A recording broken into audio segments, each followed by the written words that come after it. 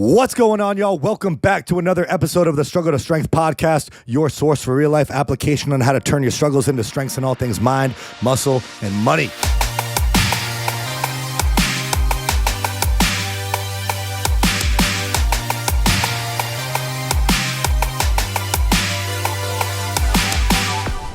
Got a cool story, man, and I think a lot of people are going to resonate with. I mean, dude, it's like this is Struggle to Strength. I read your story and I was like, this is what the podcast is about. No, I appreciate that, man. So I'm curious to hear kind of like a little bit more about you, about what you've been through, about how you came through it. Because I think a lot of people, they fall into this. I'm sure they fall into this sort of self-talk of like, dude, shit's been tough. Shit's always going to be tough, and it's hard to pull yourself out of it. But man, if you can pull yourself out of it, I think that's like the strongest thing anybody can do. That's the most impressive shit. Yeah, man. Yeah. I definitely get that.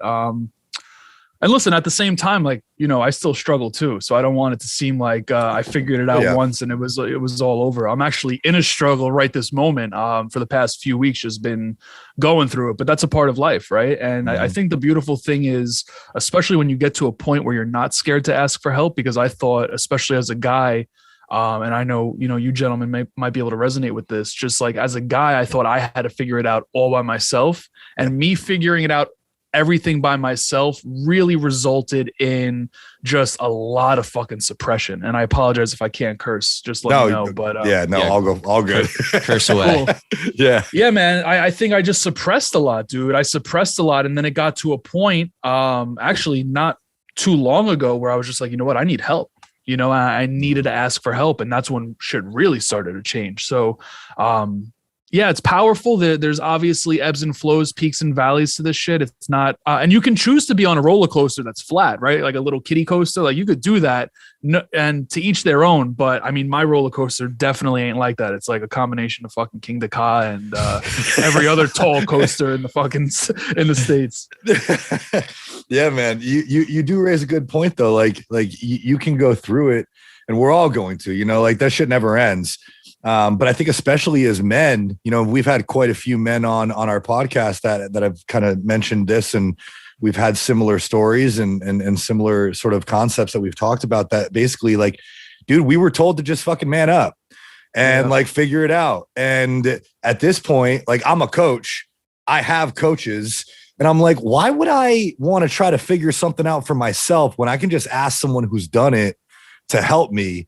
And now I'm like, well, shit, dude, I got a fitness coach, I got a finance coach, I got a business coach, I got a mental health coach. Like, why wouldn't I do that? And now looking back, I'm like, dude, I was just fucking stubborn. Yeah. I was. Yeah. No, I definitely get that. Sometimes it just takes a while to like, to really realize that. So I always find it interesting when I like start something new and I'm just like, fuck, why was I not doing that before? Like, it seems so obvious, it's like, there's no reason why. It's just like years of me like dealing with something that is like stupid. And then, you go find somebody, start working with somebody, whatever. And you're just like, why was I not doing this before?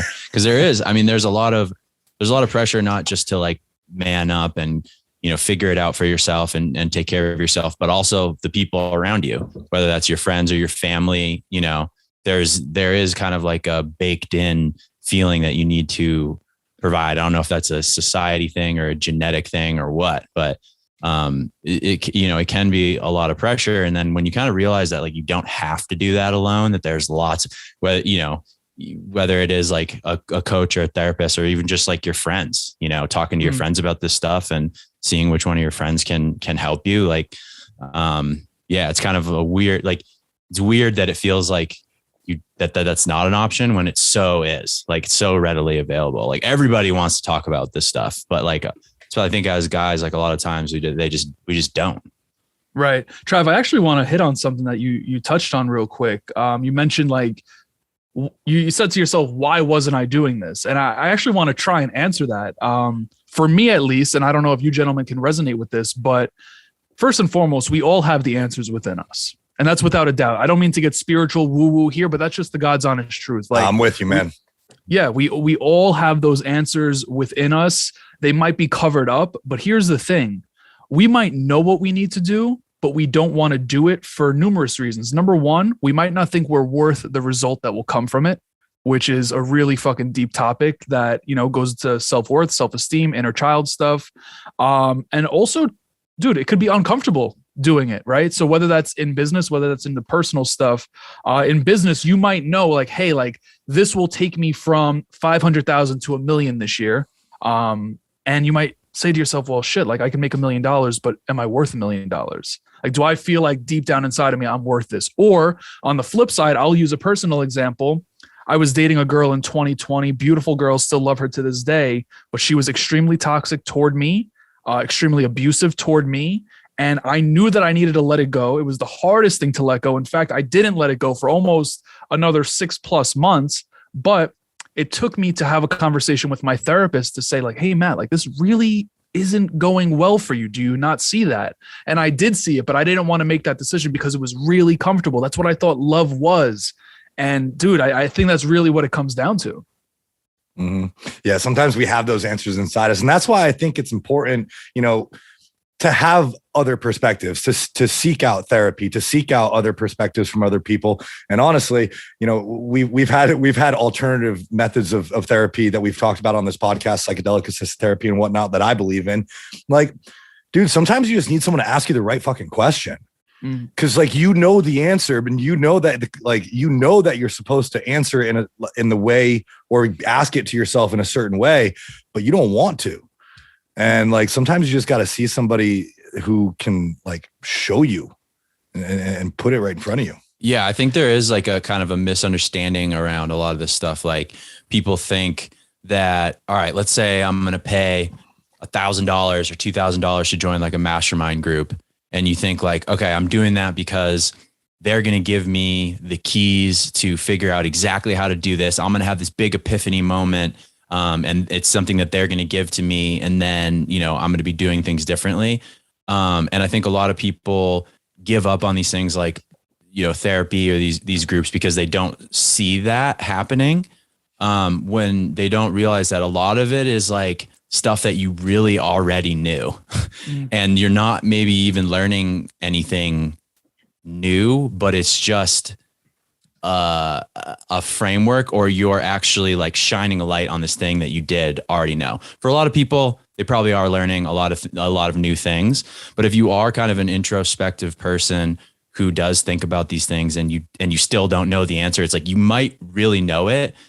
You just need this one conversation with this person to kind of shine a light on that thing so that you can actually start doing it. You know, just because you like know something doesn't mean you're actually doing it. Education doesn't necessarily lead to the, you know, success without you really like doing the right things.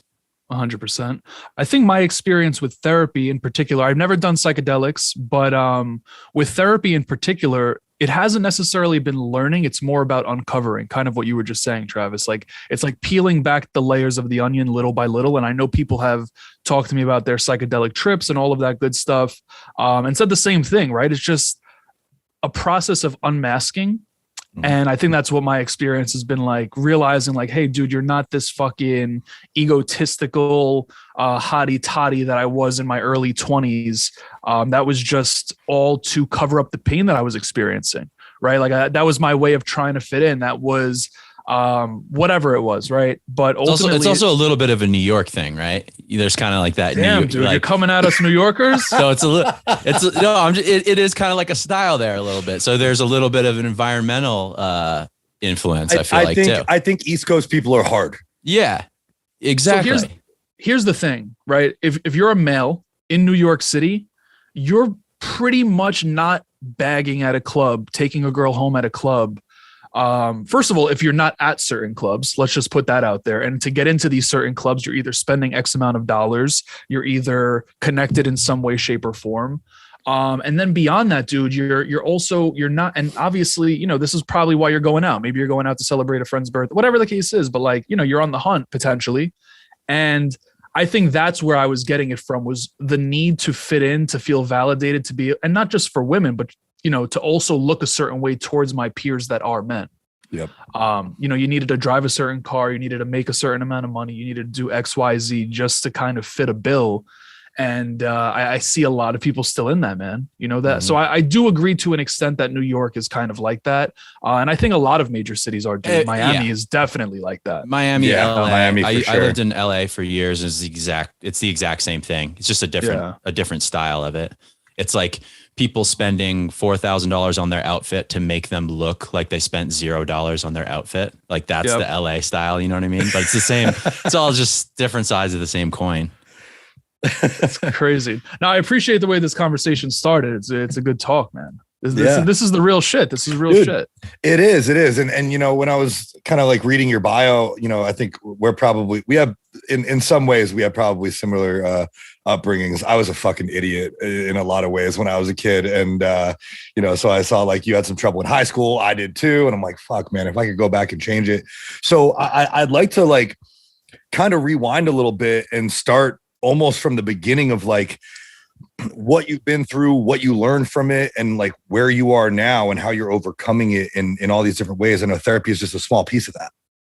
Absolutely. Oh, dude, very, very small piece. I mean, I'm 29 years old. Obviously, knock on wood, I have many more years to go. So I'm sure that there's a lot of shit to come, as much as, you know, everything that I've, you know, been through or grown through, however you want to frame it. But yeah, man, I think ultimately, a lot of my upbringing, and by all means, me saying this is not shaming them whatsoever, but a lot of my upbringing really had to do with emotionally unhealed parents. And what I mean by that is, again, not to air them out. I think they did the best they could, and I'm grateful for that. I still have both of my parents in my life, which I'm grateful for that as well. But I know that my mom just really struggled emotionally. She lost her mom at a very young age. She was divorced from my dad. And same thing with my dad. My dad had a lot of anger. He lost the love of his life. He got divorced. He had to kind of start a new life. He was separated from his family. His family lived in a totally different state. Like, dude, like they've been through some shit, you know? And when I look at my life, I realize that at a certain point, I personally started to feel neglect. I started to feel whatever it was that made me act out in different ways. And the reason I bring this up is because that's truthfully the foundation of our adulthood. Mm-hmm. And going through my educational journey, I never did good in school, but the reason I didn't do good in school was because I wanted my parents' attention, and getting my parents' attention was given to me in a negative way because I'm getting letters sent home. I'm in the principal's office, you know, hey, Mrs. Lebris, or hey, Mr. Lebris, I have your son here. He did X, Y, and Z today, you know, and obviously that resulted in some sort of, you know, being reprimanded. Again, another form of attention. Ultimately, that stemmed all the way throughout high school, dude. I mean, I went to high school. I didn't get accepted into high school. I'm sure you read that. And, you know, I went to Catholic school, private school my entire life and didn't get accepted into any. Ultimately did for my athletic abilities. I played baseball and basketball, but I mean, it wasn't long before I got kicked out. Again, just, you know, going down that same path. And don't get me wrong, like as much as there's an underlying factor of inner child work, there's also the fact that getting in trouble was kind of fun. You know, like being the class clown was kind of fun, dude. Like, you know, doing some wild shit was really cool. It was a lot better than learning Latin. I can tell you that. But at the end of the day, you know, just fast forwarding more. I mean, I dealt with a shit ton, dude. I tore my labrum my senior year playing baseball. I never picked up a baseball again after having surgery. And that was my dream, dude. You know, I'm sure many people could say it. I'm not going to sit here and say I could have made the MLB. I know a lot of people would probably say that. Do I think I could? Yeah, but I'm not going to say it. You know, I got into business at 17 as well, man. I got arrested at 17. So like things happened for me at such a young age, and it didn't really start to shift until I was in college. And that's when things like started to escalate in a positive direction. So in short, dude, it's been a roller coaster, as you guys know, and I'm sure you could resonate with as well. Mm-hmm. Yeah, man, it's tough. And all that shit that happens to us, you mentioned like your inner child, like all that shit that happens to us when we're young, dude, once you start digging and once you start peeling back layers of the onion, you realize like that kid's still in you and that kid is still screaming in a lot of ways to get out. And every now and then I'll feel myself react to a situation a certain way. And I'm like, God damn, that's like my 15-year-old self just like screaming for help. And so like learning to understand when that's coming up and have control over it is one of the most important things that we need to do if we want to change the direction of our life. And like you did that, like you went to college, you graduated with Dean's List honors, you're a successful entrepreneur now, like you've completely turned that around. Did you find that you had to like make peace with your inner child and like support it in ways that it wasn't supported when you were younger? Well, that's actually what I'm doing right in this moment. And that's kind of why I'm going through some turbulence, because that's not an easy journey, dude. That's not an easy journey. It's actually really hard to feel the emotions that come up when you start to do that work. So I'm reading a book currently called Homecoming by John Bradshaw. The first 50 pages were so jam-packed with information that I was like, holy shit, right? So like, I've been reprimanded through my parents screaming at me. I've been reprimanded through, getting hit and, spanked, whatever the case. Like, that's actually harming your inner child. And it seems so natural because my parents went to school with nuns who either reprimanded them or the children around them by hitting them. Right. So like, it's kind of a natural thing for them. Ultimately, that's the process I'm going through now. So to really answer your question, everything I experienced to kind of turn my ship around was just me putting my head down and fucking going forward. In fact, I was actually so numb to everything that was boiling up inside of me that I didn't even realize that I had to do any of this work that I'm currently doing on myself. So every single trauma, or let me use a different phrase, but like every overwhelming life experience that I had was just pushed down. Dude, I would smoke so much weed that I would be numb to the world, like legit numb to the world. Same. And I mean, I functioned at a very high level. Obviously, you could read my resume. Like I performed even while high. So it wasn't like it was any sort of detrimental in that aspect, but it was helping me numb out. It really, really was helping me numb out. So again, in short, dude, I just really put my head down and just like bucked up. This right here, the Matt that you're talking to now, is an individual that's working on that inner stuff more so than I ever did. Was there like any single moment, epiphany moment, or maybe rock bottom moment that was like, okay, today it changes? Or thinking back, was it kind of just like this 1 year was, what? I'm always curious, like when people are like, fuck this, I'm going to turn my life around. Is it like you hit the bottom and bounced up, or was it like you were down there for a while and then it was kind of like up and down and up and down and up and down and slowly going up, I guess? So I actually have, and I've had many pivot moments, and I think we all do. Yep. Yeah, I think we all do. I'll give you two though. One where I really started to turn my life around in regards to the fact that I thought money was going to heal me. I don't know if you guys ever thought that. But I mean, I kind of grew, my parents are both middle class, upper middle class. They both do really good professionally, but yet they would complain about money. And it was always confusing to me. So I subconsciously, not consciously, but subconsciously thought that if I went out and made a shit ton of money, all of my problems would be gone. And my problems at the time of me having that mindset were my mother was battling cancer. This is right after I tore my labrum. All of this shit was going wrong in my life. So that's what I was doing, dude. I was hustling. And then all of a sudden I failed out of college. And I was like, fuck. I didn't get accepted into any of the colleges I wanted to go to because I wasn't playing baseball anymore. And the community college I was attending, I just failed out because I was smoking so much weed, cutting class, in which I could never do because I went to private school. You can't cut class in private school. Your parents are going to get a phone call. All of that shit was going wrong. And I remember taking some time off from school. I was sitting in my buddy's restaurant. He was a managing partner and the chef of a restaurant. And we were just smoking weed and fucking watching YouTube videos. And I'm like, dude, I saw this YouTube video. You guys are going to laugh at this, but this really helped me change shit. It was the first time I discovered Gary Vee. And the only thing in that video that resonated with me at that point was him saying legacy over currency. Like that was it. Legacy over currency, 3 words. And I was like, yo, I need to fucking create a legacy, man. Like, I was just so worried about making money that like, I don't even remember. I'm so blacked out of my mom's experience with cancer. Like, I don't even remember it. I don't remember anything. That's how numbed out I was. Dude, it's crazy that your body does that to you. Yeah, man. That was one, right? And that's when I really turned the ship around. I got myself back in college. I was saving more money. And I always saved money.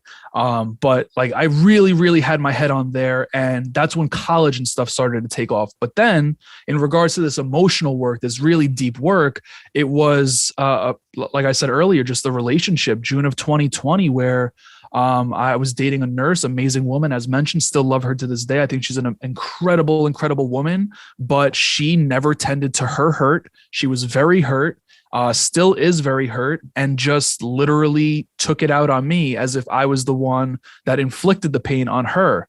And that was my wake up call for everything that I was feeling anxiety wise, just really weird feelings, man. And that really made me want to turn the ship around. And that's when I said to myself, all right, enough's enough, dude. Like, go into therapy, like just do it. And I did. And ever since, it's been a magical journey of just peeling back those layers, and more gets discovered each week, and, riding that wave. Yeah, man, it's wild. Like, a couple of things. One, I'm with you. Like, I talked to my girlfriend about my childhood in a lot of ways, and dude, a lot of it I don't remember. Like, a lot of it I've completely blacked out, and I've had even in my adult life, like, I've had anxiety attacks that lasted numerous days, and I have no recollection of those days at all. So when we get like hyper aroused, when we go into that hyper aroused state, anxiety gets really high, and especially when we're supplementing with drugs, trying to fix it in ways that like aren't conducive. Dude, I don't remember years of my life. And I know I could dig it up, but I'm afraid to dig it up without help. So I was like, okay, well, I need therapy because I want to work through that. But like, I don't know what I'm going to find. And you'll probably relate to this. Like, dude, you start digging, you just keep on finding more shit, dude. It just gets deeper and deeper. And you're right. I agree with you that there are multiple, there may be like few rock bottom moments in our lives, but there are absolutely multiple pivotal moments where we decide that we can do better and that we're going to change. And I had a similar experience last year, man, where like I saw somebody's actions that I didn't like. Like, I didn't like how they were impacting my friends. I didn't like how they were impacting me. And then I had this moment of like, dude, I got my own shit that I probably do some of that shit too. And it sparked this entire new journey of like more self-discovery, digging deeper, trying to learn how to be a better person. And yeah, man, that shit's hard. But to do that and to like continuously be finding more and more and more can be overwhelming, man. Oh, without a doubt, man. I remember saying at one point to myself that it's not, and don't take this in a suicidal way, but I just said to myself, like, I kind of don't want to be on that ride. Like, and obviously, listen, if you have really big goals in life, whatever they may be, you have to be ready for the really big falls too. And I said to myself, dude, what do you care about more? Do you care about how you feel in the low moments, or do you care about making the best of your life? And we can go spiritual woo-woo here. Maybe we have more than one. Who knows? I don't know if we have more than one life, but I know like right now I only have one. I want to make the most of it. So I vividly remember myself saying that to a friend, is like, yo, like, I just don't want to experience those low lows, man, because it's not fun. And you don't want to keep discovering more. You don't want to, at times, and I'm speaking for myself, I didn't want to keep discovering more because, like you said, it does get overwhelming, and it almost feels like you don't get a break. But at times I've definitely felt like I've had a break. I do feel like at times I've had a break, and I think I've had one for about a year. So like this turbulence that I've been feeling over the past few weeks is kind of due, I almost feel like dude, it's similar to any endeavor, right? Success in any endeavor is going to come with ebbs and flows. And so this one, it's a little bit closer to home because it's literally our home. It's us. It's things we've experienced. And so when we're in it, dude, it can feel like a lot, but success in any endeavor comes with ebbs and flows. Your fitness, your business, your mental health, your self-love, like all of that, you're going to be in the thick of it, and you're going to be like hustling to try to get something done. And then there's going to be times where you're cruising. So like being able to balance those burners, I think is helpful. And I don't know if you've experienced the same thing when you're building your business or everything else that you've been doing, like ebbs and flows, man. You got to just be able to ride the wave. Yeah, I think that's a great point you make there. I had a gentleman named Dan Millman. Have you guys ever watched The Peaceful Warrior? It's a movie. No, somebody just showed this to me, and I haven't watched it yet. Yo, you guys need to watch this. Listen, you need to watch it. Might have. Yeah, you need to watch it more than once. But the reason I bring it up, this gentleman, he just put out a new book. He was on my show, and he said something to me that I loved, which you just said. He's like, you just need to learn how to surf life's waves. Like as simple as that. Some waves are going to be way bigger than others, as we've been alluding to this entire episode, and some are just going to be a little bit more calm. But that's it, man. Just learn how to surf those waves. And I think one thing that I just want to add to all of this is like, although life, as we've discussed, life is going to, you're going to have those moments of just streamline, coasting, doing your thing. And then you're going to have the highs, you're going to have those lows. But one thing that's really important is to make sure that that low doesn't get too low, right? And I don't know if you guys can resonate with this, but I have had moments where my lows just kept spiraling down and down and down and down, and I never caught them. You know why? Because I always just gave into the fact that this was the way my life was supposed to be, and I would just accept it in a sense. Like, you do need to accept whatever it is you're experiencing, otherwise you'll feel resistance. But I accepted it, and I was just like, all right, kind of just like I backed away, and I kind of just like became victim more than anything. And that led me to lower places than where I could have stopped it. So as mentioned, recently I've been going through some shit, and about a week and a half, 2 weeks ago on a Sunday night, I had a call with a very good friend of mine, one of my best friends, a mentor of mine. And that conversation, I was like, all right, this is as low as I'm going to go. Like, I am not going to go lower than this point. And ever since, things have been better, Yep. So it's important to catch yourself. It really is. And that, what you just said is really important. And I want people to like really hear that, is if you're continuing to go lower, like you're kind of allowing it in a lot of ways. And, years ago, I had a series of like a few pretty rough years, lots of surgeries, lots of things going wrong, same thing. And I kept on like, I wasn't like passively allowing it, but I wasn't actively fighting against it. And I kept on telling myself, like something would happen. I'd be like, it could be worse, it could be worse. Thought I was being positive. Could be worse, because it could. There's people out there who had it way worse than I did. And finally, dude, 2017, pretty rough year. And I was just like, you know what? Fuck this. It's going to get better. I was like, I am like, right now, this is it. It is going to get better. I'm not like, no more of this shit's happening. And it did. And like the most simple mindset shift made all the difference. So I just wanted to touch on that really quickly, because I think that's a really important point. If you're continuing to spiral lower and lower, it's because you're allowing it. If you're continuing to spiral higher and higher, it's because you're feeding it.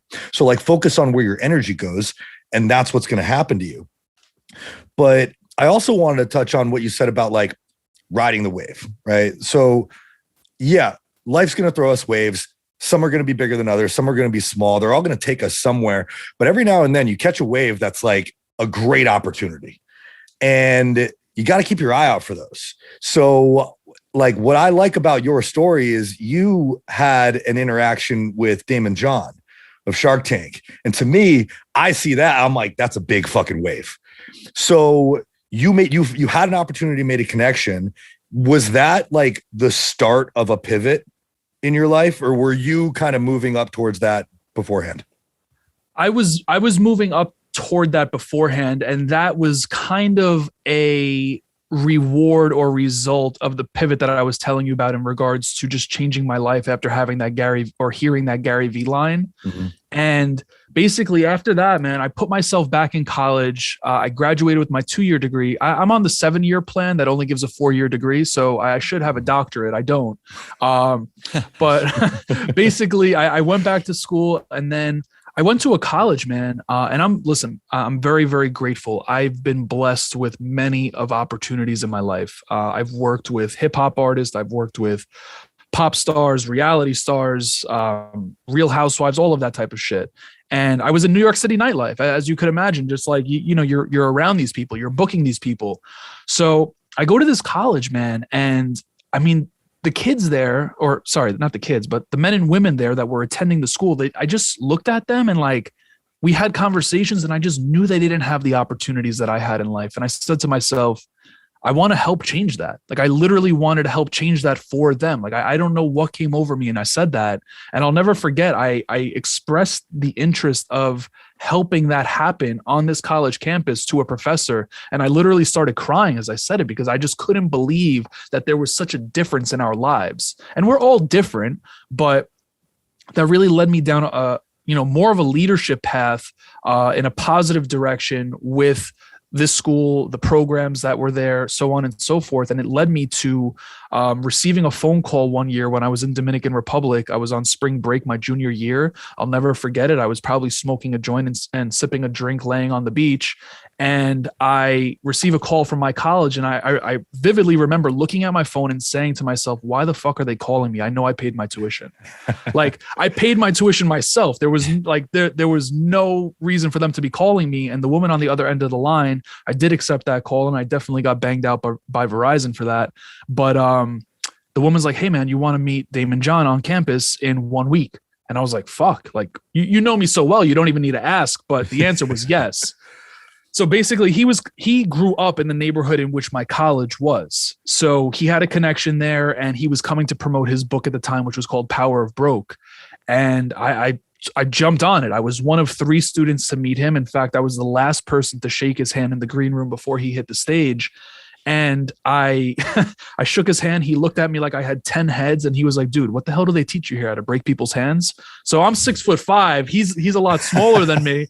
So, like, it was good vibes off the bat. And by the end of our 5-minute conversation, which was interrupted by a whole bunch of pictures, I looked at him. I said, Daymond, I'm going to work for you. Just like that. Now, this is where the story gets really crazy. And this is where things really align for us in life in some ways. Or, I mean, they do in all ways, actually. But after the event, I brought my mentor with me. He didn't go to my school, so he was sitting in the back of the auditorium. I was, the theater, whatever you want to call it. I was sitting in the front row. And after the event, I meet up with my mentor in the middle. And we're just talking. We're the last 2 to leave the theater, or so we think. Out of my peripheral vision, I see a gentleman that looks like Santa Claus, literally looks like Santa Claus. And I'm saying to myself, fucking Santa's not here. So I'm looking harder, and I'm like, who is this guy? Like, he just looks so familiar to me. And my buddy's like, oh, that's George Barnes. He's in nightlife. You've probably met him in passing.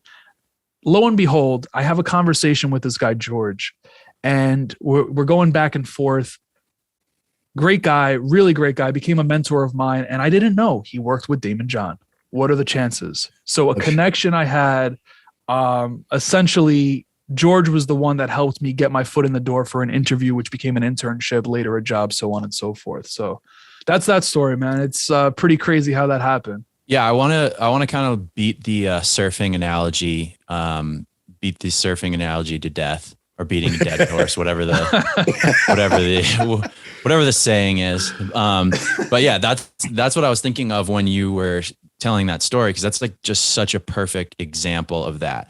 Mm-hmm. So I think a lot of people, like, using the surfing analogy, a lot of people, a big wave comes, let's say like a big wave, is like a big opportunity, and they're scared.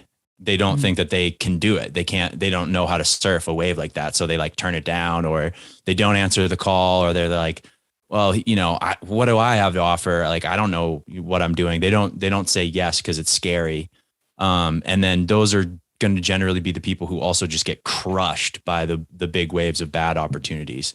So someone who's like an actual surfer, they learn how to like read the ocean, and they feel like they have to have like supreme confidence dropping in on a big wave that they're going to be able to handle it, even if and then when they do fall and they get slammed by this wave, they know how to hold their breath underwater. They know how to like go limp. It's kind of like a perfect analogy to me. It makes a lot of sense. So like, you're somebody who, I'm sure maybe you had those thoughts like, fuck, why would he want to meet with me? What do I have to offer? I think that all the time. Like, what do I have to bring? But I always say yes, no matter what. And I'm like, fuck it. If I show up and it's a train wreck, whatever, I'll deal with it. So I'm always very curious about this. Like, is that something that you're like born with, or like, how do we learn how to surf in this analogy? Like, how do you get the confidence to like do that? Yeah, it's a great question, man. I'm just going to be honest. I had no clue what the fuck I was doing. Straight up, I had no clue what the fuck I was doing. Even when I started interning, dude, I couldn't even get an internship, right? Because I owned a business, quote unquote. I was an independent contractor. Whenever I would submit my resume to a place, they would deny me. They're like, why would you want to work, as an intern and not get paid? I've never had an internship. I had no clue what I was getting into. Legit, no clue. So when I went to have that conversation with Daymond, was I nervous? Without a doubt. I will openly admit the fact that I was nervous. Was I high? Potentially. I might have smoked before the event, which would have helped calm my nerves. And no, I'm not saying that I suggest doing that. But ultimately, dude, I think I kind of just let shit take over me in a sense, you know? You ever say something to someone and it kind of just like comes out without you thinking about it? Like if you ever told a girl, I just told a girl I love her, and it just like came out. And I was just like, oh shit, like I didn't even think I was going to say that. It just like fucking came out. That's kind of what I'm relating this to, dude. Like everything kind of just happened after I showed up. You know, like the words, literally the words to Daymond, I'm going to work for you. And by the way, after working with him, I can't even tell you how many people tell him that shit. You know, like he gets that all the fucking time. So that's why he's looking at me like I have 10 heads. I have one really big head, but he's looking at me like I got 10. Dude, truthfully, I just showed up and I just let it flow. Yeah. I'm sure. And listen, dude, when I first got hired with him, I would sit in meetings with my team, and this is a really small team. I would be scared as fuck. My heart would be beating out of my chest. I'm like, am I going to get reprimanded? Like I had no clue what the fuck I was doing. Ultimately, I think you just got to fucking, you know, try to stand up on the surfboard, fall down. I can't tell you how many times I fucked up, but kind of like what you were saying, Trav, like, you know, you show up and if it blows up in your face, you kind of just deal with that.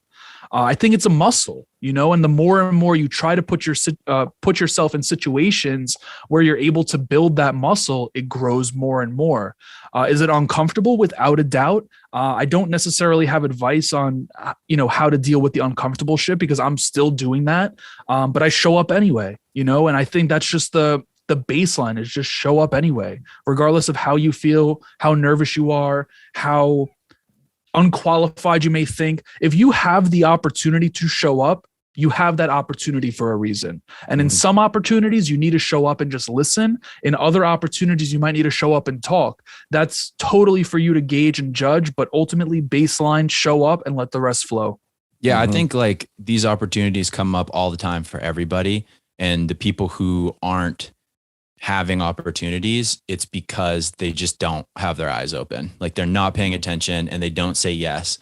And I think like it literally, you know, the best time for you to start taking advantage of these things and getting those reps in would have been when you were in high school. And the second best time is right now. Like just start paying attention and just start, you know, if you're trying to figure out how to, you know, turn your shit around and get better, like this is one of the biggest things is like saying yes to these opportunities that coming up and showing up and just being willing to absolutely fail. Like it could be a little thing like, an example for me, something that failed, my first job out of college. I got this job at like this big, like insurance and investment, like corporation, no idea what I was doing. Didn't really like, you know, it was an all right job. But at one point they asked me to give a presentation to like a huge audience, a huge group of people. And I was like, yeah, sure, I'll do it. And it went horribly. It sucked. It was borderline traumatizing because I just like wasn't prepared, didn't know what I was doing. Wasn't like, it was terrible. It was terrible. But I played it off as best I could. And I walked out and like, you know, we kind of laughed about it. And then I started being like, I want to get a little bit better at like speaking in front of people. And so I started like practicing that, you know what I mean? Like, and now, you know, I'm still not amazing at speaking, but I'm better than I was then. And it's a good skill to have. So it's like, you know, you kind of have to just be willing to like, just fucking send it basically. 100%. I mean, listen, you bring up a good point. I've been working with the coach and he said something to me the other day that I really liked. He was like, listen, why do NFL, and I'm going to use NFL because the Super Bowl, but he was like, why do NFL teams practice? And I thought about it and I was like, just thinking about it, you know, it's kind of ingrained in me. Like that's just kind of natural, right? They're professionals. Like, why would they practice? Yeah. I mean, I'm just like, all right, it's kind of part of the job, you know, like you're taught that as a kid. And then I said to myself, all right, he was like, why do they really practice? And then I thought about it. I'm like, if you went out there and you told Joe Burrow to run XYZ shotgun, fucking whatever, dude, if everyone wasn't on the same page, and this is, you know, a team analogy in a sense, but like, if people didn't know what they needed to do on that play, including yourself, it would, you know, kind of be fucked up. You need to practice that over and over. So again, it goes back to the repetition of it being a muscle. But yeah, I love that, Trav. They also would suck if they didn't practice. Like, it doesn't matter that they're no one knows what they're doing. They would get absolutely demolished by people who do practice. Exactly. You know what I'm saying? Like, it doesn't matter how good you are at something. If you don't practice at it consistently, you eventually will not be that good at it anymore. It's just the way it works. And let's be clear, like, practice is just reps. Yeah. That's all it is. It's just reps. So like, replace the word practice with reps. You just need reps. You just need reps. And sometimes, dude, in practice, I bet shit goes wrong all the time. I used to like growing up, you grew up playing baseball, Matt. Like, I grew up playing baseball too. It was my sport. Dude, shit went wrong all the time, but shit goes wrong in practice, so it doesn't go wrong in the game. And in life, sometimes you get big games and little games, like big waves and little waves, and you really don't want to fuck up big waves. You're still going to, but the more you practice, the more reps you get, the better you're going to get at it, and the better chance you're going to have to succeed. I think some people are just stuck in the mindset of like, they're just stuck. They're just stuck, and they're not taking advantage of opportunities as they're presented to them. Like Travis said, their eyes are closed. So like, I think people just got to open their eyes, and they just got to take action and not be afraid, no matter how messy it is. Well, here's the thing, and I'm going to throw this out there, and I'm on the fence about this. So I don't want people that are listening or you gentlemen to think that I'm 100% concrete on this. But I've asked the question on my show numerous times, and I'm going to tell you how this relates in a second, but I've asked maybe 2 to 3 times if everyone on earth is meant to heal, right? And I wanted to see what these people would say. And the reason I bring this up is because I'm not sure everyone on earth is meant to open their eyes, right? I think there are levels to life in a sense. And this is crazy. I had a conversation when I was out on a date recently with this girl, and I don't know how we went down this rabbit hole, but I said to myself, all right, I looked at the example of individuals trying to cross the border into America. And I said to myself, can these individuals get rich? Do they have the opportunity to do so? Yes. But is it more realistic for individuals, maybe, you know, their great-great-grandchildren to get rich in America?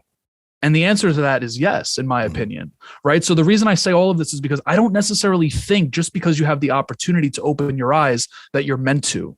And that might be a really deep conversation. Again, I'm on the fence about this. I don't know how I feel. I've been asking the question. I would love your thoughts on that.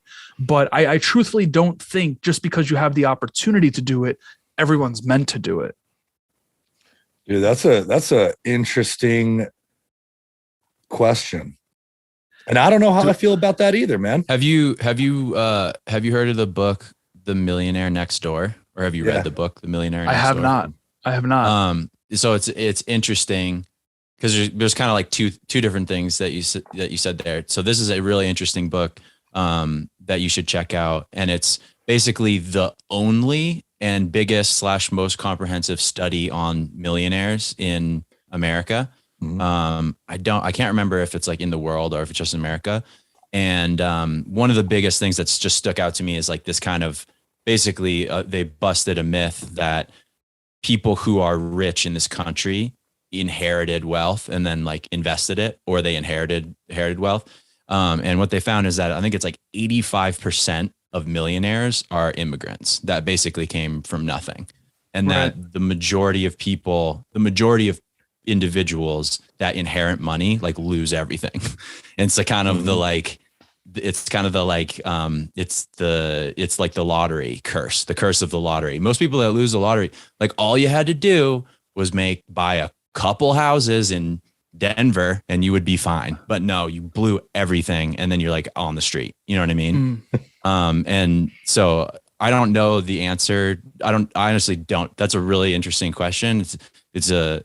That was just the first thing that I thought of, is like, but I don't think that necessarily everybody is able necessarily to do it. And I don't know what the reason is. That because they're not meant to. I don't know, but definitely it's an interesting book that kind of highlights that. And no, definitely check that out. Yeah, that also kind of goes into, or no, go ahead, Josh. I was just gonna say, I think in some ways, like, our society requires people who are able to and unable to open their eyes. Like, we need workers of all types. We need entrepreneurs, we need visionaries, but we also need like employees. Yep. And totally. Yeah. So I think it is important to the success of our society that we have different levels of individuals who are like willing to open their eyes, willing to take chances, willing to like put it all on the line. And then other people who are like, no, I'd rather like take the safe route. I want to work a 9 to 5. I want consistency. I think we need that. I agree wholeheartedly. Right there. That's why I'm on the fence about it, because I don't know.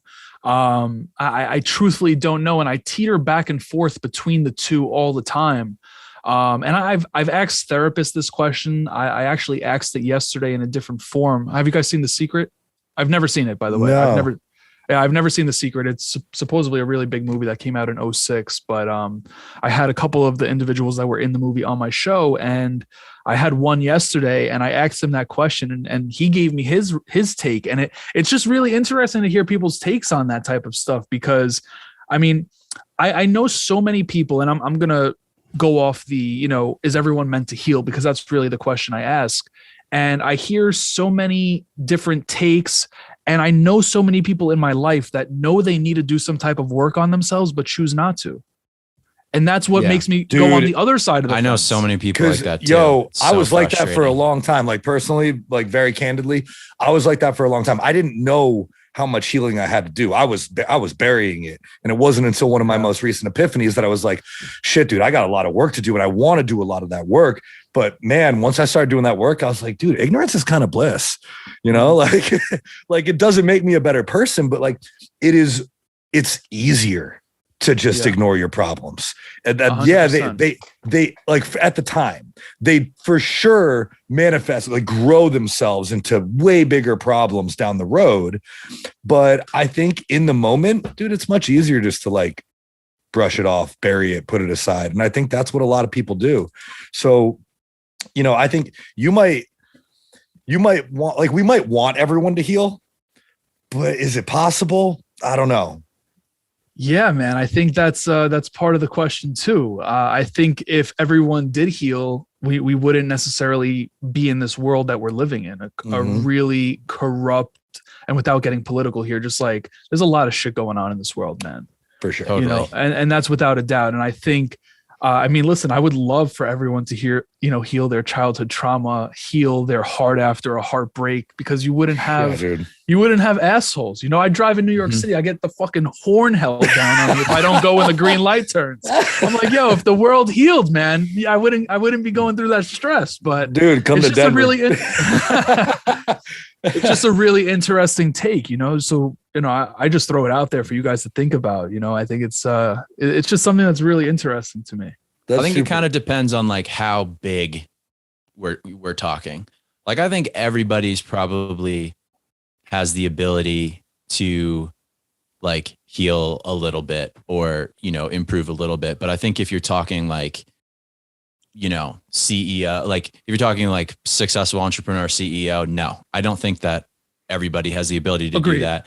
And I think that's because not everybody wants to do that. You have to really want that thing more than anything else in the world. And like, I know tons of people who are just like not interested in that at all. They're not even, all they want to do is, work for somebody else and have like a chill life. And that's totally fucking awesome. If that's what you want, you should do whatever you want. And so I think that's a big part of it. I think a lot of people just don't want to. And I think maybe that's the issue with like healing trauma as well. Like, I think a lot of people don't want to, whether they just don't realize that it's not possible, or they're addicted to the stress, or they're addicted to the attention that they get from constantly having problems. Don't know what it is, but I think I think pretty much whatever you like really, really want, I think anybody can achieve what they really want. And if they really whatever you want is what you're going to get, more 100%. Or less, Yeah. I can go down that rabbit hole for days, guys. Dude, same. That shit gets deep. That shit gets so deep, man. I'm going to throw something else in there. It's really interesting because the gentleman I spoke to yesterday, he said that if you don't awaken to a certain extent, actually, he didn't say to a certain extent. He said, if you don't awaken in this lifetime, your soul will continue to come back and continuously have to go through those battles, and not battles, but journey until you do fully awaken, and then you could be at peace. And he's a doctor of metaphysics, so his realm could be a little woo woo. It's obviously not an accredited realm right now, but yeah, man, that's another thing. I was just like, damn, like, fuck, maybe that's why we're here. Well, what is the purpose of life? Is the purpose to heal everything that we've previously been through and beyond? Because obviously trauma could be generational. Our desires to be CEO could be generational. If you see your parents struggle, maybe you want to strive for even more. So just more fuel to the fire, because that topic goes really deep. Yeah, man, it does. And, to me, once I realized that I had more healing, every time I realize I have more healing to do, I'm like, oh, I want to get better, because I like getting better at things. Like, I would like to be really good at being a human. Like, I think that's probably one of the best things that anybody can be really good at, is being a really good human. So I want to do that. If I'm able to be a better human, then I'm a better boyfriend, I'm a better partner, I'm a better son, I'm a better brother, I'm a better friend. Like, I'm all of these, I'm a better business owner, better entrepreneur, like everything becomes better. So I want to learn how to get better in a lot of ways. I think when we realize that we have growth to do, that we have growth to go through, that we have something to work through.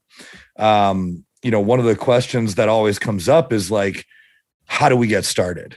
Like, number one, I think you have to really want it, but you also have to be willing to take action. So my question is like, what comes first? Do we have to be in the right frame of mind to want, accept, and pursue growth? Or do we just have to say like, fuck it, dude, just like book a call with a therapist, like whatever the first step is?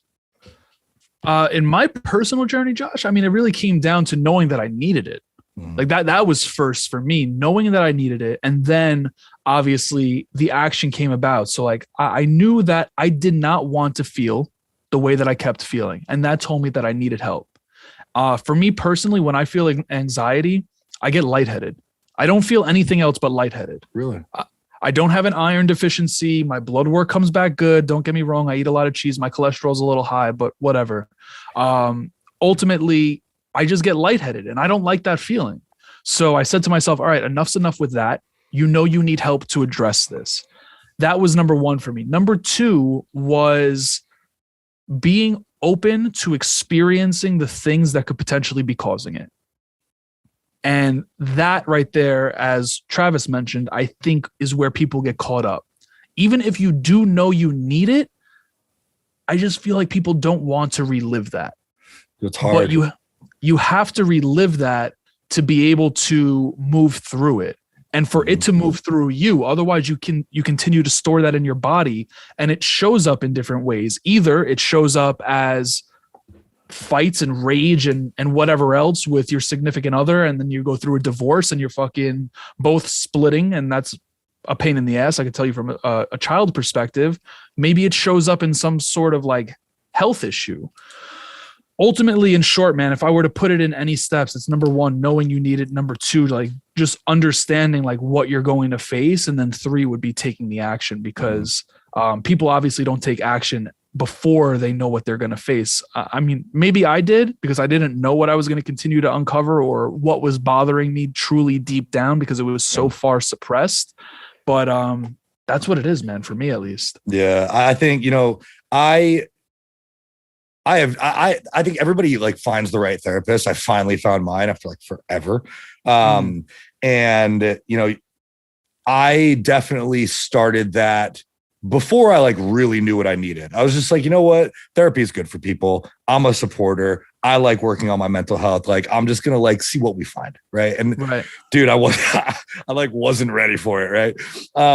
But you talk about being willing and open to facing and reliving the traumas or the things that you experienced in your younger years that have like led to the trauma that you're experiencing now.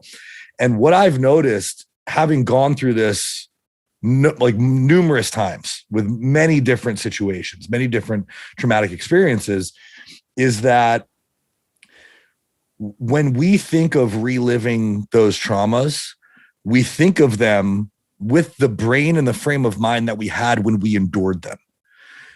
And we're not that person anymore. So like, I had a lot of trauma when I was 15, 16 years old. And, you know, when I think about reliving that, I think about it from my 15, 16-year-old self. But through therapy, through the psychedelic assisted therapy that we've been talking about with ketamine and psilocybin and all these things, and even just as we are as adults, dude, we're not those people anymore. So when we go back and we go through those traumatic experiences again, yeah, it's emotional. Yeah, it's going to bring up old thoughts, old memories, and old feelings. And yeah, your brain is going to almost want to think of those and remember them from that time when you were that 15, 16-year-old, when I was that 15, 16-year-old boy. And that was incredibly painful. But I'm 32, man. I'm like, I can think logically. I can separate myself from emotion, and I can go through those experiences in ways that are helpful, because now I can think logically. And when I do, I don't know if you have a similar experience, but like, if I'm reliving a traumatic experience from my childhood and I've grown to the point where I can think logically and I can like separate myself from my younger self, man, more than anything, I'm just sad that I didn't have the support that I can give myself now. So like, I'm sad for that 15-year-old version of me. Like that's what I feel. It's like, I feel upset that that version of me didn't have what he needed. And so now I'm like, okay, well, that 15, 16-year-old version of myself is still inside of me. I can still feel him when I experience anxiety, frustration, anger, all these different emotions. But now I'm able to support that version of myself and give him the support that he didn't have when he was that age. So it's like, that's the connection that I'm trying to make. And, you know, yeah, it's hard to go through those traumatic experiences again and relive them, but you're not that person anymore. So if you're afraid to go through that, understand that you are not that person anymore. You can think logically, you've grown, and you can help that person. Right. 100%. Here's the thing, and I'm actually about to start this. I'm not sure if you guys are familiar with this modality of therapy, but therapy is meant to be your friend, right? It's not meant to hurt you or harm you. Could it be emotional? Yes. For anyone that might be listening, or for you gentlemen, if this applies, but there's a modality of therapy called EMDR. Have you guys tried that? It's honestly the like similarities between EMDR and psychedelic assisted therapy, like psilocybin, very, very similar. It's fascinating. Interesting. So I haven't tried it. My first session is next Wednesday. It's really expensive. It ain't covered by my insurance. So I'm like, all right, I guess I got to do this, because what you were just mentioning, it's really freaking powerful, because I personally have experiences that I continuously relive, not by choice, but by mechanics of my brain. Mm-hmm. By mechanics of my brain. So I'll give you an example. Have you guys ever been to North Dakota? I have. Yes, driven through. Yeah. Oh, God bless. Weird, right? No, I have too, but I was going to tell you guys not to go. Sorry, North Dakota. But long story short, dude, I was going there for a speaking engagement, and dude, I was so stressed. I got stuck in Chicago the night before. I couldn't get to North Dakota. I was bugging the fuck out. Like I was by myself bugging out, and my anxiety was high. Stress was high. I, to this day, have issues with driving on the highway because of that. My brain, and this is why I bring it up, my brain mechanically thinks that it's automatically danger, go into fight or flight. So instantly, as I'm doing it, I then go into panic. And that's why I bring up EMDR, because again, therapy is meant to be your friend. It's not meant to scare anyone or hurt anyone. Yes. Could it be deep? Absolutely. But yeah, man, I'm glad you brought that up about EMDR and the similarities between psychedelics. I think that's really interesting. Yeah, dude, I experienced the same thing, man. I think I don't think that's uncommon. That like mechanical switch where everybody's got triggers, right? Everybody's got triggers of a traumatic experience that they went through. And I experienced the same exact thing. I was just talking to my girlfriend about it, and we've been working through it, both us together and in therapy. But like, there's situations that arise, and normal situations that like everybody should be able to handle. And instantly she was like, what do you feel when that happens? My girlfriend asked me this, and I was just like, panic. And I said that word. And so when you said that word, I was like, shit, dude, I do that too. It was just instant panic. And it's for sure something that I can, should, and want to be able to control. But man, got to work through that and got to work through the experience and like remove your body from fight or flight. So for me, yeah, therapy, psychedelic assisted therapy has been massively helpful. My mother actually does EMDR, and that's how I realized there was so many similarities, because she was telling me about it and I was telling her about psychedelic assisted therapy, and we were like, so this sounds like a lot of the same thing. And it was just super interesting. So I'm excited to hear how it works for you, man. That's fascinating. I want to point something out, Josh, and Travis, I think you touched on this as well. I just want to point out how incredible it is that your woman in your life is willing and able to work with you through these things. Yeah, dude. Because from my experience in the past, I've personally been in a relationship where I felt like I was being looked down upon because I was experiencing some of this stuff.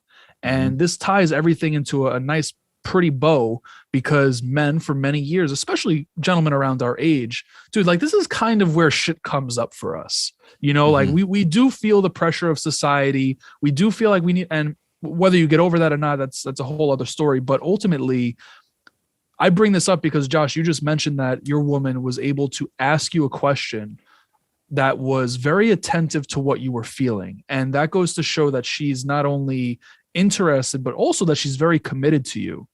So I just wanted to point that out. And Travis, I believe you were elaborating on something similar earlier. So that's a beautiful thing to have. And when you have that, man, that's really, really great. So I'm glad to hear that. Dude, I appreciate that, man. Yeah, it's been amazing. I've never been in a relationship with someone who like understands mental health struggles the way that she does. And you know, on one hand, it's like people who understand them usually suffer from them. And so we're working together. And I think that that's something that if you're going through something like this, you at least need someone who's willing to learn and understand and like help in some way. So I'm very grateful. I appreciate you pointing that out, man. 100%. I mean, maybe I was wrong about Travis because his girl did leave him for Vegas on Valentine's Day. But, I'm only messing around. But it was for Shania Twain, dude. Yeah, no, that's worth it. Totally worth it. Oh man, I think what I was getting at before is just the importance of, I think, having those people in your life. I think that's such a major tool for being able to deal with things, is like the people that you have around you and the people that you communicate with. It is. And if you don't have it, dude, we all have things that we can't talk to like really anybody about except like a therapist. Like if you feel like you can talk to everything with everyone, you've either got really good friends or you don't have that much shit, like skeletons in your closet. But I think everyone can benefit. So like surround yourself with people who are willing to have those hard conversations with you. Be willing to have those hard conversations. And like, I'd be hard pressed to find anybody who wouldn't benefit from having a therapist where they can talk about with some real shit. For sure. You know, one thing just to add too is like when you do that work on yourself, and I know we talked about business sporadically throughout this interview, but like when you work on yourself, you level up in business too, or you level up in career too. So like, again, this is like a baseline foundation. When I started to do this work on myself, I realized like I made more money. I was able to have deeper conversations like we're having today, because you guys invite me on 3 years ago. Could I have this conversation? Potentially, but it would be more surface level and kind of like copied from Tony Robbins, you know, like this is actually me speaking. But yeah, man, you level up in all areas of your life, and it's just like you attract different people into your life. So like now we're connected. This is a great relationship about to, you know, continuously grow. Like it's really, really incredible to see what happens, you know, as you're working on yourself around you. Mm-hmm. It's also hard to deal with other people's issues if you can't even begin to deal with your own. Like the more that you work on yourself, the more empathy I feel like and understanding you have for other people. So instead of like, you know, if you have a crazy family member who, you know, yells at you and shit, it's like, are you just reacting to the yelling and being like, fuck you back? Or are you being like, okay, like where you clearly have a lot of pain. Like I understand that. and understanding like what's coming beneath that. You know what I'm saying? Like if you don't understand yourself, then it's really hard to understand other people. And it's really easy to react defensively or aggressively when people are coming at you because you don't understand where they're coming from, you know? Right. 100%. Yeah. I actually throw a little curveball in there. I think some people that are so numb to themselves actually like to help other people as well, because it gives them some sort of feeling, but it's not their feelings. So they accept that. They realize that they're like, all right, I could help you with what you're experiencing because I'm not experiencing it. And it gives them that little dose of feeling. And regardless of them being so numb to their own shit, it kind of gives them a little life. And I've experienced that in the past a little bit with, just people in passing. And I'm like, damn, like I know you're numb, but you're so open to help other people. It's interesting. Yeah, it is, man. Point. It is. And, when it comes down to it, I think, to be honest, I had no idea what direction this podcast was going to go in. I was like, this could go in a business direction. We could start talking about mental health. I'm really happy with the direction that it went, because I think this is a really fucking important message, especially to men and men of our age, to not be afraid to work on yourself and not be afraid to ask for help. And, like Travis said, I think it's important for us to understand where our reactions are coming from. Until we understand that, I know every now and then I react like my 15-year-old self, and I know who that is, and I know what I need to do to support that part of me. But without enlisting the help of a licensed therapist, without, the self-work, the shadow work that I've done, I wouldn't know that. And I would still be oblivious and ignorant, and I'd still probably come off like an asshole a lot. But I've worked on myself in that capacity. I've worked on myself in my health, my physical health, my physical wellness. It's more than just the gym. It's more than just therapy. It's more than just business. At every point in your life, when you start actively trying to improve your ability to perform something, your ability to connect with people, your ability to grow in physically, mentally, in business, dude, the ripple effect continues on. It expands far outside that one modality. And so if there is one single, call to action from this episode, it would be to not be afraid to ask for help and to, continue to work on yourself and help yourself and others. I think this was a valuable conversation, man. And I'm glad it went this way. 100%. First, and as mentioned earlier, first and foremost, very grateful for this opportunity. You gentlemen are great at holding conversation. It felt more conversation than anything else. So I appreciate the fact that we're able to chop it up on this level, and very, very grateful for the opportunity, man. Absolutely, man. I appreciate you. I appreciate you coming on, sharing your own stories, being as vulnerable as you have been. That's a hard thing to do, and something I'm working on myself. So I appreciate it. I look up to you in that regard, man. So thank you. Thank you again for coming on. Before we leave, I know our listeners are going to want to follow you. They're going to want to know where you're at, what you're doing. So give yourself the plug, man. Where can we find you? Yeah, man, I'm on all socials, and I appreciate that as well. On all socials, just type in my name, Matt Lebris, and you'll be able to find me. I answer DMs, I answer messages on Facebook, LinkedIn, like wherever people are most comfortable to reach out. I'm always on them. Maybe I'm on them a little bit too much, but I'm always on them. That's for sure. I feel the same way, man. It's just never ending. And every now and then I'll get on it, and I'm like, what was I supposed to be doing? I'm just scrolling at this point, but I appreciate it, man. Yeah, we'll put all your links in the show notes so that everybody listening, you can find Matt's links in the show notes. Go give him a follow, reach out to him. This has been a phenomenal conversation, and I'm excited to keep this relationship going. So thank you, man, for coming on. Thank you to everybody who's tuned in. Thank you to everybody who's still listening to this another episode of the Struggle to Strength podcast. We will see y'all next week.